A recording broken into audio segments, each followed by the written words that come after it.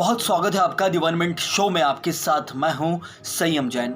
Corona संक्रमण के इस महाकाल में कई बच्चों ने अपने माता पिता को खो दिया है। इसी को लेकर द 1 मिनट शो ने एक रिपोर्ट भी तैयार की थी जिसे आपने देख चुके हैं। लेकिन फिलहाल कोरोना संक्रमण के इस महाकाल में जो बच्चे अनाथ हुए हैं उसको लेकर सरकारों से ऊपर उठ के सुप्रीम कोर्ट अब उनकी जिम्मेदारी लेते हुए कलेक्टरों को सख्त निर्देश दिए थे कि आखिर वो एक टाइम लिमिट के अंदर सभी अनाथ हुए बच्चों का डाटा कलेक्ट करके अपने पोर्टल पर अपलोड कर दें। उसके बाद फटाफट सभी जिलों के कलेक्टरों ने आंकड़ा तैयार करके सुप्रीम कोर्ट के कहे अनुसार राष्ट्रीय बाल संरक्षण आयोग की वेबसाइट पर अपलोड करवा दिया। 3 दिन की मोहलत के अंदर सुप्रीम कोर्ट ने आदेश दिया था, जिसको सभी कलेक्टरों ने फटाफट जल्दी से इसका पालन कर दिया। बस बात यही है, क्या इस आंकड़े से अछूते रहते हुए कोई भी अनाथ बच्चा अब इस देश में नहीं है, या कोरोना संक्रमण से अनाथ हुए बच्चों की ये जो आंकड़ा दिया गया है ये पूरी तरह सत्य है? इसकी पुष्टि कैसे होगी? सरकारी आंकड़ा तो अपने आप में पुष्टि करता है, लेकिन उसके भी जांच के क्या पैमाने हैं, क्या कुछ कमियां हैं और कैसे इसका पालन किया जाएगा, इसे जानने के लिए आप देखिए पटना बिहार से हमारे हेल्थ डेस्क के जर्नलिस्ट विनीत कुमार सिन्हा की एक स्पेशल रिपोर्ट। देश में कोरोना वायरस की दूसरी लहर अब धीमी पड़ रही है और हम महामारी के इस बुरे दौर से धीरे धीरे बाहर निकल रहे हैं। कई राज्यों में अनलॉक की प्रक्रिया भी शुरू हो गई है, कई तरह की रिलैक्सेशन सब मिलने लगे हैं। लेकिन ये जो बुरा दौर हमने देखा, या जो हम ये महामारी का दौर लगभग 1.5 साल से देख रहे हैं, इस समय में कईयों ने अपनों को खोया। किसी के माता पिता नहीं रहे, किसी के दादा दादी, किसी की अन्य रिश्तेदार इस महामारी में उनसे दूर चले गए इस दुनिया को छोड़कर। तो ये एक वाकई में बहुत ही बुरा दौर बीता।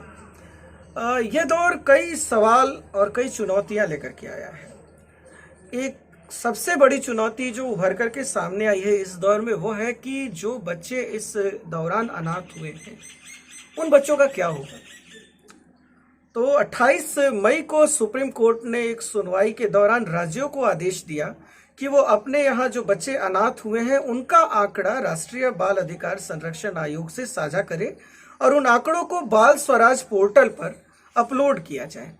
आदेश के बाद राज्यों ने एक्शन लिया, आंकड़े उन्होंने दिए हैं आयोग को। हालांकि दिल्ली और बंगाल की तरफ से अब तक आंकड़े नहीं आए हैं। इसको लेकर के सुप्रीम कोर्ट ने उन राज्यों के अधिकारियों से जवाब तलब भी किया है और जल्द से जल्द आंकड़े मुहैया कराने का आदेश दिया है। ये जो आंकड़े बाल स्वराज पोर्टल पर अपलोड हुए हैं राज्यों की तरफ से, उन आंकड़ों के अनुसार पूरे देश में 3000 बच्चे अनाथ हो चुके हैं और 26,000 से ज्यादा बच्चे अपने माता या पिता में से किसी एक को खो चुके हैं।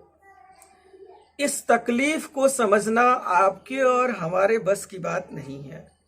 वो बच्चे जो अपने माता पिता को खो चुके हैं, उनकी मानसिक वेदना क्या है, वो किस पीड़ा से गुजर रहे हैं, इसको हम बहुत ज्यादा गंभीरता से महसूस भी नहीं कर सकते। ये बच्चे, अब सवाल ये उठता है कि ये बच्चे जो अनाथ हुए हैं या जिन्होंने अपने माता पिता को खोया है, इन बच्चों की देखभाल की जिम्मेदारी किसकी होगी, इनका लालन पालन कैसे होगा और कैसे इनके जो अधिकार हैं, शिक्षा का अधिकार है, स्वास्थ्य का अधिकार है, सुरक्षा का अधिकार है, ये सारे अधिकार इनको कैसे मुहैया होंगे।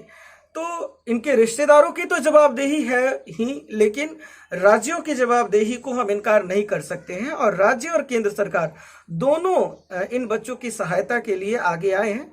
पिछले दिनों में प्रधानमंत्री नरेंद्र मोदी ने भी पीएम केयर्स से इन बच्चों को सहयोग करने की घोषणा की है। बिहार और मध्य प्रदेश और अन्य राज्य भी इन बच्चों के सहयोग के लिए कई तरह की योजनाएं लेकर के आए हैं। कई तरह का जो भत्ता है, कई तरह की जो मासिक राशि है वो देने की घोषणा की है। लेकिन यहाँ पर यह सवाल ये उठता है कि क्या ये जो आंकड़ा 3000 का आया है, क्या सिर्फ इतने ही बच्चे इस महामारी के दौरान अपने माता पिता को खोए हैं या यह आंकड़ा ज्यादा है?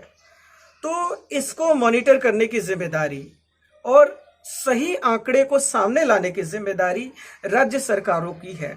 राज्य सरकारों को अपने स्तर पर काफी बेहतर तरीके से मॉनिटरिंग करनी चाहिए और यह सुनिश्चित करना चाहिए कि एक भी बच्चा जो इस संकट के दौर में, इस अप्रिय आपदा के दौर में अपने माता पिता को खो चुका है, अनाथ हो चुका है, जिसका अब इस दुनिया में कोई नहीं है, वो सरकारी योजनाओं के लाभ से वंचित रह जाए।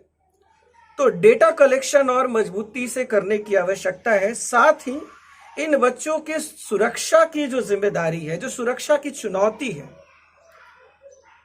इसको स्वीकार करके इसके लिए बेहतर प्रबंध करना भी राज्य सरकारों की जिम्मेदारी है। अनाथ बच्चों की जिम्मेदारी कोई ना कोई अभिभावक लेगा। सरकारें पैसे भेजेंगी और अभिभावक उनकी ज़रूरतें पूरी करेंगे, लेकिन सरकार और बच्चों के बीच में बड़े मध्यस्थ का काम तो अभिभावक करेंगे ही, लेकिन इसके पीछे क्या सरकार को जो पैसे भेज रही है उसकी ट्रांसपेरेंसी, पारदर्शिता के लिए कोई ना कोई सरकार के नुमाइंदे नहीं होना चाहिए जो इस बात की देखरेख करें कि बच्चों तक सरकार के द्वारा भेजी जा रही राशि उन तक उनके भविष्य के निर्माण में लग रही है या नहीं।